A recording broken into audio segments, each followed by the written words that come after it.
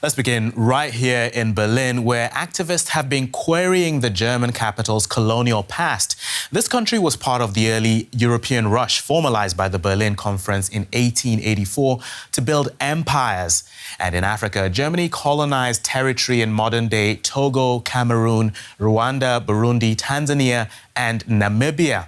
It lost them all following the First World War, but that was after it had carried out mass atrocities in some of these places, particularly the genocide in Namibia. Now, some of the colonial administrators were celebrated here, even having streets and monuments named after them. A group of activists have made it their mission to have those names changed, and after years of intense lobbying, they've made major progress. This day has been decades in the making. Activists from the African diaspora and NGOs have long been calling for the names of German colonizers to be removed from Berlin's streets. During a ceremony with authorities, local activists and a delegation from Cameroon, 2 streets of the so-called African Quarter, a residential area in the northwest of Berlin, now got new names. This street was named after Adolf Lüderitz, who established Imperial Germany's colony in what is the modern-day country of Namibia.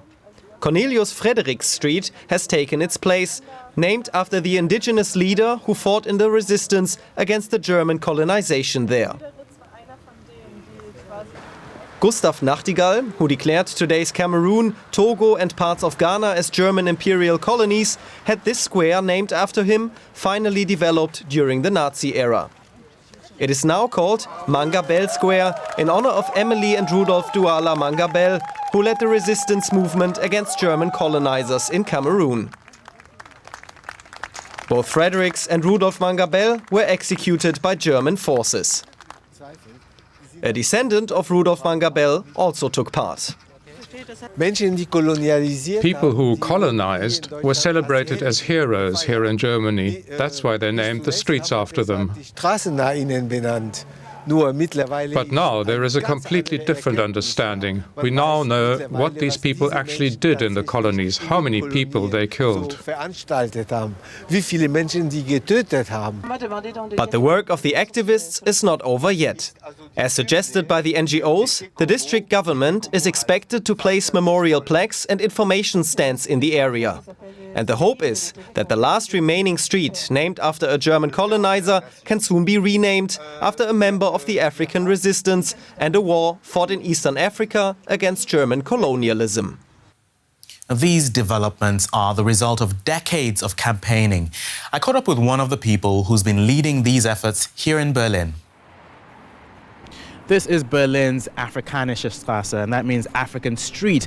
It's part of the city's African Quarter. You might be wondering what that means. Well, we know somebody here who knows all about that. Nyaka Sururumburu, you've given guided tours of this area for more than 15 years. Welcome to DW News Africa. Thank you, Asante Sana. So why is this called the African Quarter, and what exactly is African about it? This African Quarter, you find the Germans, when they become a colonial power, you find that some people from Germany, from Berlin, they were in London or in Paris, and they saw streets there having African names. And they did ask themselves, why do they have such streets with African names? Then they came to the answer, oh, because they are colonial empires. Now also we are a colonial empire because Germany became later colonial power. So then they said, let us show the world also we are a colonial power. Then they started with this quarter here in Berlin with just only first 2 streets, Cameroon Street and Togo Streets. And then they went on extending this quarter during the Weimar Republic, during the Nazi time, and at the end of 1958, they came here to the Ghana Street. But if you look at it exactly, it is a colonial quarter because you find it has 3 streets among these 25 streets, which are named under a person. And these persons are the so-called the founder of the colonies in Africa. So this is one of those places you said is named after a person. Can you tell us more about it? This square here is glorifying Mr. Gustav Nachtgal.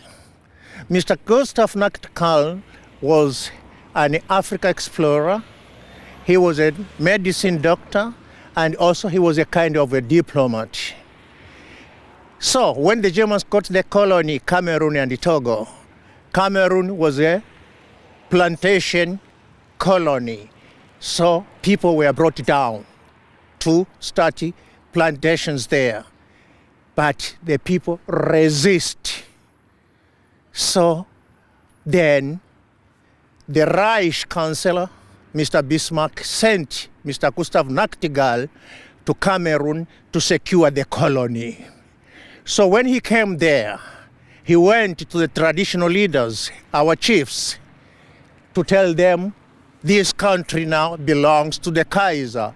The chief said, no way.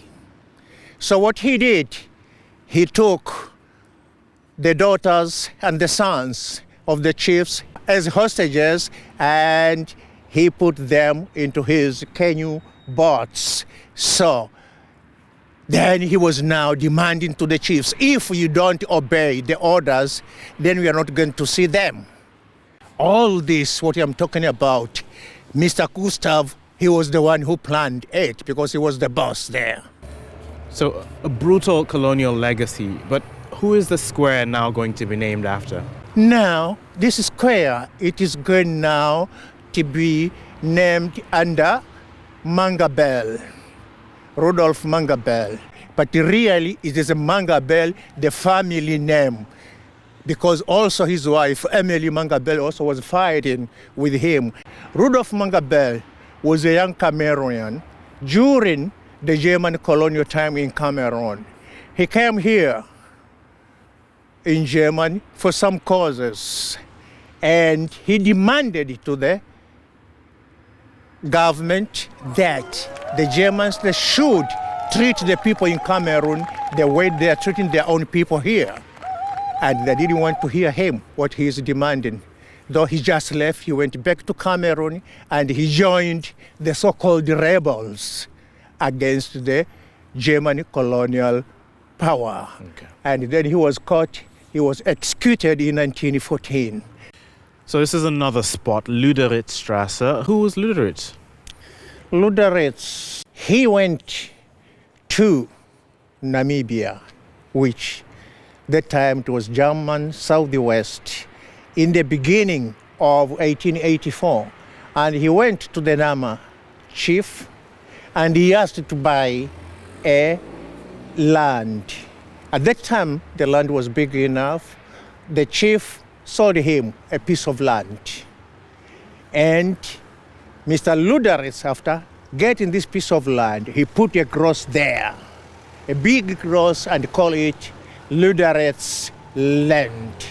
Then he came back to Germany before the conference, the Berlin conference started, and he sold this piece of land to the German Reich at that time. And we call him Luderitz the liar, Fritz the liar, because this piece of land which he bought, the Nama people knew just only the English miles, but he changed these miles to German miles, which you find a German mile is 5 times a British mile. There you find it was a very big area. And then they took this land as a settler's land, a settler's colony. And who is the street now going to be named after? This street here now is going to be named under Cornelius Fredericks. Cornelius Fredericks was a traditional leader, a chief of the Nama people, who also leads his warriors in this extermination war of 1904 to 1908. And then he was captured and he was taken to a concentration camp. And is where he was executed. But there you find he died with a lot of men, a lot of women, and the children. And when they did execute him, they chopped off his head, and the head was brought here to Germany. At that time, for racist researchers, there are a lot of such heads here and bones which were brought to Germany for racist researchers. And then we found that if this street now is going to be renamed, then this man deserves to be remained here. His head is still here in Germany, and his grandchildren still are looking for it. When they are here in Germany, always they are crying for the head to take it back so that they can bury him according to their traditions. So, what about this street we're on, Peter's Alley? Peter's Alley is glorifying Karl Peters. Karl Peters, he's been taken as the founder of Germany East Africa colony, which today is Tanzania, Rwanda, and Burundi. And Karl Peters, he was very, very, very brutal. In Tanzania, people called him Mkono wa Damu. In Kiswahili, Mkono is hand, and Damu is blood, bloody handy. And here in German, he was known as Hanging Peter. He went on killing people, hanging people. Then they had to order him back home. So he was called back, and he didn't being glorified anywhere, but still we find him here. He was named here. He was named here in 1939 when the Second World War started. The Second World War was not just only to exterminate the Jews, but also the Germans, they wanted their place under the sun, which they lost, so they wanted their colonies back. And Mr. Peters, these are the footsteps to be followed. That's why he was named here in 1939. And we have been fighting for renaming this street since 1984. Why are you so passionate about this cause? I did promise my grandmother when I came here and I saw this street. I did talk to her, and she told me, no, it cannot be true. It cannot be true. It must be renamed. I just remember when I was just only 4 years old, and it was a full moonlight outside. My grandmother told me, look at the moon. Don't you see that shadow in there? Yes, I look. Yeah, I see a shadow. What a shadow is it? She said, doesn't it look like a man? I said, yeah, it looks like a man. So yes, then that is a German named Karl Peters. Because he used to hang people here that much, God punished him and hanged him up there. And he will never come down here to do people what he did before. And it's the street which I started with, and still I will fight for it till it is going to be renamed. Believe me. Super. I owe my grandmother